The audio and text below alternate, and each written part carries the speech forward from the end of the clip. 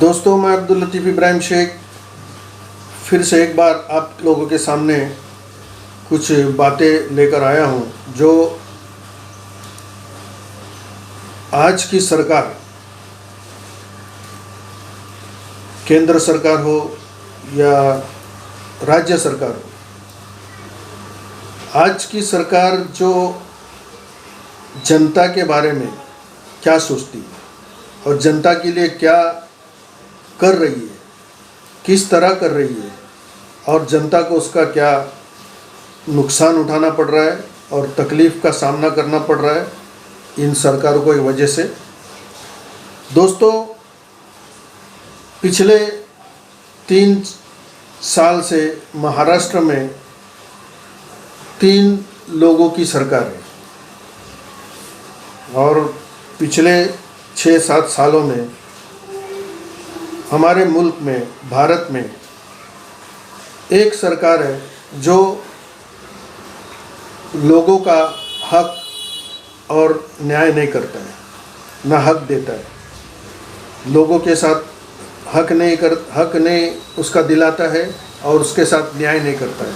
ये तो खुले तौर से पता चल गया आज 7 सालों में कि बीजेपी सरकार जो फुल पावर में ईवीएम मशीन के द्वारा जीत कर आकर अपना सत्ता जमा कर बैठी है, अपना पावर दिखा रही है केंद्र में। तो उसी केंद्र में बैठकर हर राज्यों को वो किस तरह अपना निशाना बनाता है, उसी निशाने पर महाराष्ट्र भी है। क्योंकि महाराष्ट्र में 3 लोगों की सरकार है, कांग्रेस, राष्ट्रवादी, शिवसेना। इन तीनों लोगों के सरकार में आज हमारे महाराष्ट्र में लोगों की समस्या कितनी गंभीर है और लोग कितने परेशान हैं। जो गरीब तबके के लोग हैं, जो मिडिल क्लास के लोग हैं और अपर क्लास के लोगों की बात अलग है, उनका कुछ अलग ही हिसाब किताब है। लेकिन जो रोज़ कमाते हैं, रोज़ अपना रोज़गार के लिए निकलते हैं घर से, उनकी समस्या इतना बुरा हो गया है, इतना गंभीर है। अभी लोग आज कल तो ये हाल हो गया है, इतने दिन से 1-1.5 साल से कोरोना, कोविड, लॉकडाउन ये सब चल रहा था। उससे अभी निकलते अभी तो वैक्सीन का दौर आ गया। अभी कोरोना लॉकडाउन का कुछ बातें नहीं, अभी वैक्सीन लगाओ, 2 डोज पूरा होगा तो ही आपको काम पे लिया जाएगा। 2 डोज पूरा होगा तो ही आप ट्रेन में सफ़र कर सकते हो। 2 डोज होगा तो ही आप बस में सफ़र कर सकते हो। 2 डोज होगा तो ही आप शॉप चला सकते हो। 2 डोज होगा तो ही आप कुछ भी तुम्हारे हक के लिए ले सकते हो। ऐसा सब जो गुलामी का जो जंजीर कसा जा रहा है, ये लोगों के साथ शुरुआत हो गया है। मैं पहले से बोलते आ रहा हूँ, ये षड्यंत्र कहाँ तक के पहुँचेगा, ये अभी बेशर्मी तक के पहुँच गया है। क्योंकि देखो, जो भारत की जनता है वो लोकतंत्र में विश्वास करती है, एकता अखंडता में विश्वास करती है, अमन और चैन सुकून रहे इस तरह विश्वास करती है। लेकिन आज सरकारों ने इनको मजबूर करने पे हो गया है कि आप लोग मजबूर होकर रास्ते पे निकलो। यही हुआ ना इसका। क्योंकि एक लोगों को आप ट्रेन में सफ़र करने दे रहे हो, इजाज़त दे रहे हो, जो वैक्सीन का डोज लगाया है। अभी वो डोज लगाया है या घोष लगाया है, क्या लगाया कुछ पता नहीं है, वो बोलते हैं डोज लगाए। अब वो कोई चीज़ लगा दिया और उसके अंदर क्या है, जो मर्ज़ को दबाने वाला चीज़ है या मर्ज़ को निकालने वाला चीज़ है, वो पता नहीं है, या मर्ज़ अच्छा होने वाला चीज़ है, उसका किसी को नहीं मालूम, सरकार को भी नहीं मालूम है। तो सरकार की दी हुई जान है हमारी, सरकार ने दिया हुआ है हमको ये जान। हमने तो हमारे माँ के पेट से जन्म लिया है, ईश्वर ने हमको ये जान दिया है। तो ये इसका हक हमारे पे, हमको हक है इस पे कि लेना चाहिए इंजेक्शन या नहीं लेना चाहिए। ये अधिकार सरकार का नहीं है। सरकार अगर इस पर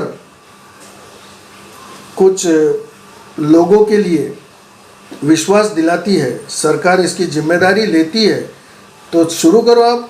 जैसा पोलियो डोज शुरू करें घर घर जाके देना, उस तरह दो। क्यों 500 रुपया, 1000 रुपया, 800 रुपया चार्ज लगाए?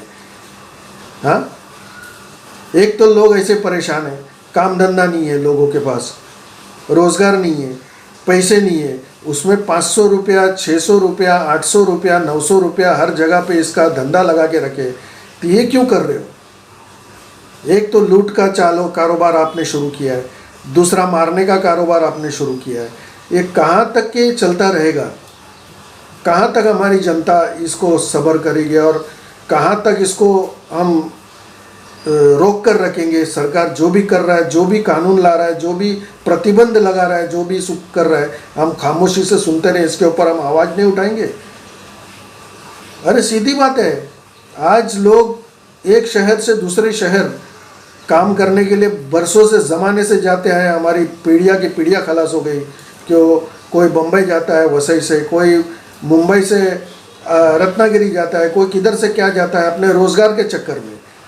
लेकिन आज सरकार ने ऐसा प्रतिबंध लगा दिया रेलवे स्टेशन के ऊपर कि टिकट नहीं दिया जाएगा। जिसने 2 वैक्सीन का डोज लगाया है उसके लिए टिकट दिया जाएगा। ये कहाँ का इंसाफ है? अरे जिसको कोई बीमारी नहीं है वो वैक्सीन क्यों लेगा? और मैं तो कहता हूँ जो बीमार है आदमी वो तो वैक्सीन लेना ही नहीं चाहिए। ये वैक्सीन का कोई पुरावा नहीं है कि आपको बीमारी से रोकेगा। ये बीमारी से रोकने वाला नहीं है। या तो इसके अंदर फ़ायदा नहीं है तो नुकसान हम क्यों उठाएंगे? सरकार को जिम्मेदारी लेवे ना। सरकार ने अपने वेबसाइट के अंदर तो जिम्मेदारी लिया नहीं है और उसमें ये कहता है कि जिसको लेना है ले, जोर ज़बरदस्ती नहीं है। फिर क्यों ट्रेन के अंदर, रेलवे स्टेशन पे ना इधर उधर सब जगह आपने प्रतिबंध लगा के रखा है? ये नाइंसाफ़ी है, लोगों के साथ नाइंसाफ़ी है। ये क्यों नहीं बोल रहे हैं लोग? मेरे समझ में नहीं आ रहे। अलग अलग पार्टी के लोग हैं, अलग अलग संगठन के लोग हैं, ये क्यों आवाज़ नहीं उठा रहे? ये 2-3 पार्टी जो भी कानून कायदा लाता है उसको हमारे ऊपर थोप देता है, तो हम खामोश रहने का? हमारे ऊपर कुछ भी करेंगे लोग, हमारे ऊपर एक्सपेरिमेंट करेंगे, हमको जांच करेंगे इंजेक्शन लगा के भाई आदमी बचता है क्या नहीं बचता है। अरे इसके लिए कुछ ना कुछ करना चाहिए हमको, कुछ ना कुछ आंदोलन करना चाहिए। ये आंदोलन करने का देश है।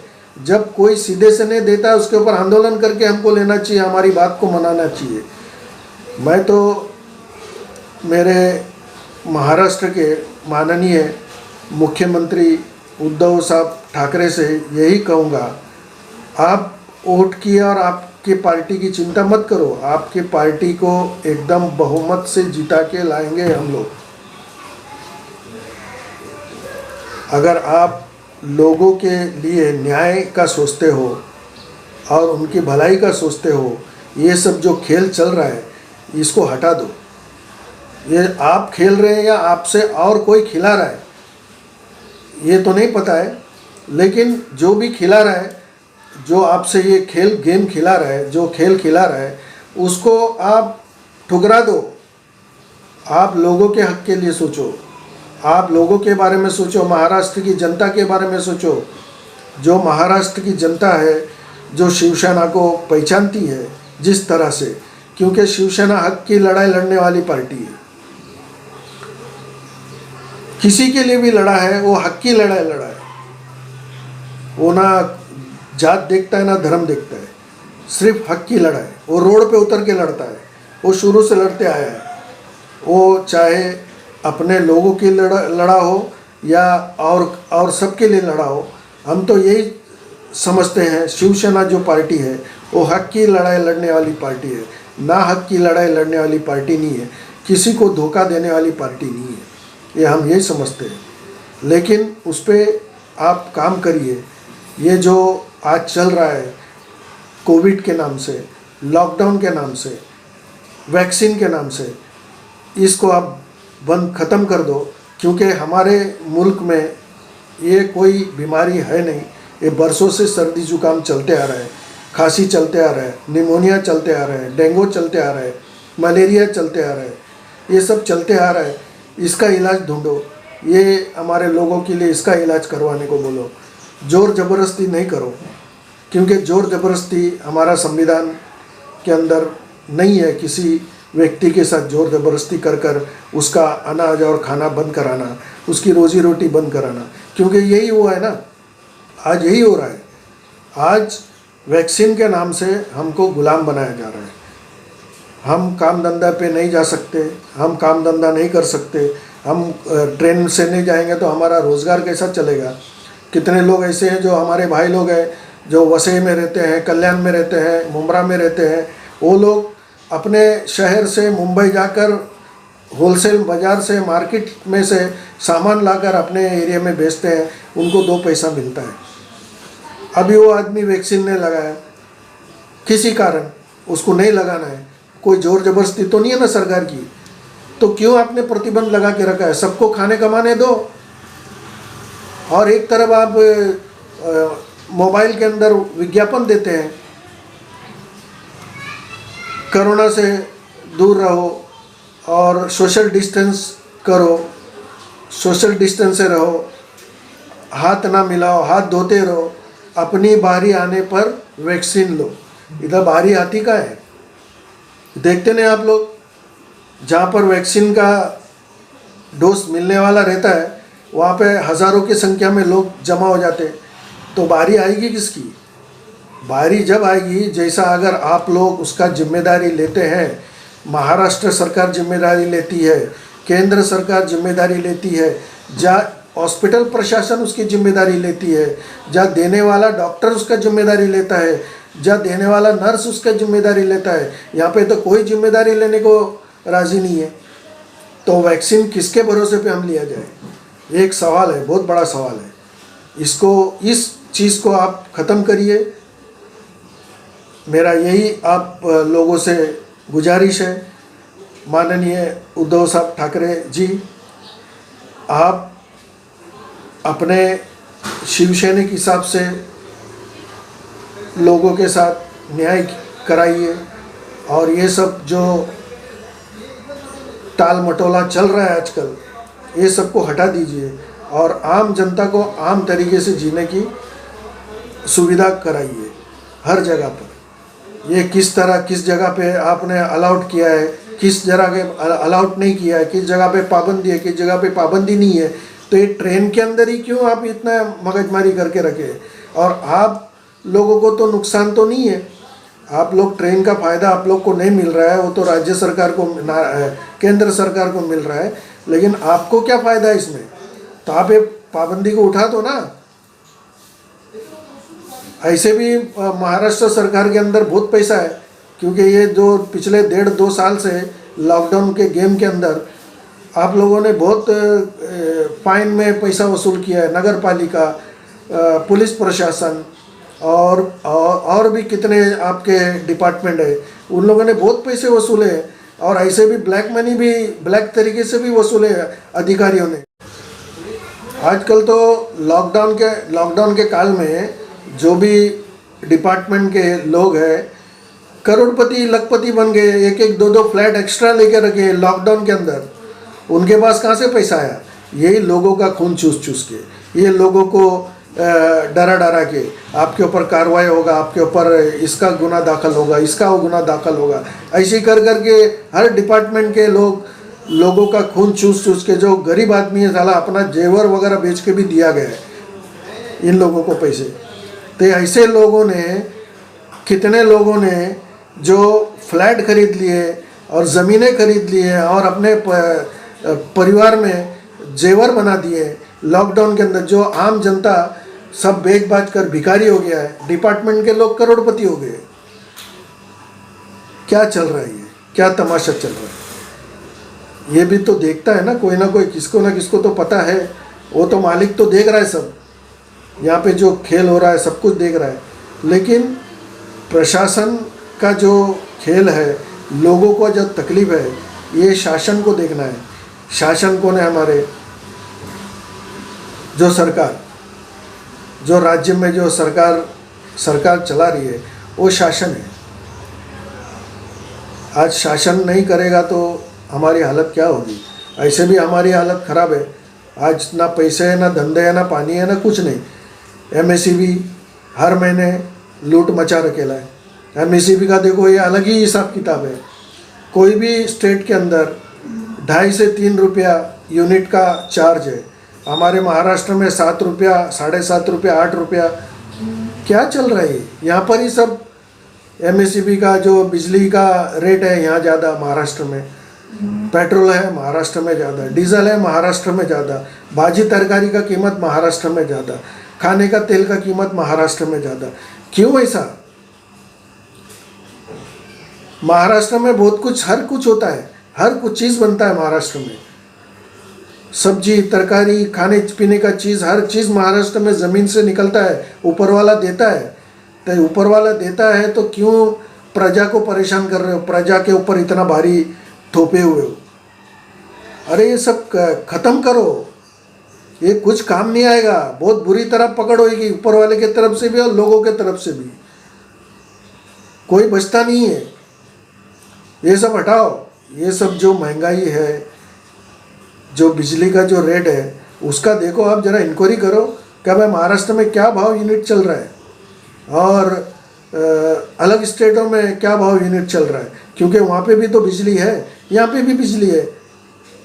ये बिजली तो कोई किधर से बहुत बड़ा ये तो नहीं है, जैसा सब बनाते हैं उसी तरह बनाते हैं सब। क्या लगा के रखा है? इसके ऊपर लोग आवाज़ उठाना चाहिए। लोग आवाज़ क्यों नहीं उठाते मेरे समझ में नहीं आता। घर के अंदर कान में रुई डाल के मुंह का जबान को बांध के रख दिया है। खाली नाक से सूंघते हैं, आँख से देखते हैं। सब लोग वही कर रहे हैं, ना सुन रहे हैं ना बोल रहे हैं। बाकी सरकार तो समझो आँख भी बंद है, मुंह भी बंद है, कान भी बंद है। इनके हाथ पैर चल रहे हैं, एक दूसरे से लड़ाई रास्ते पर हो रही है।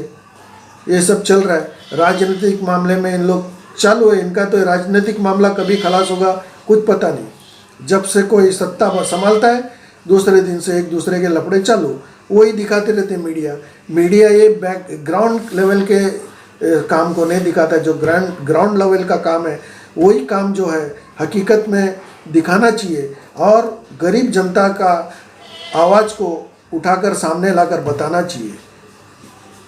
इतना ही कहकर मैं लोगों से अपील करता हूँ, जागो मेरे भारत के नौजवानों, जागो।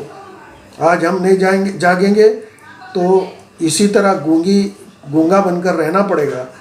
फुटबॉल की तरह हमको खेलेंगे ये लोग। जय भारत, धन्यवाद।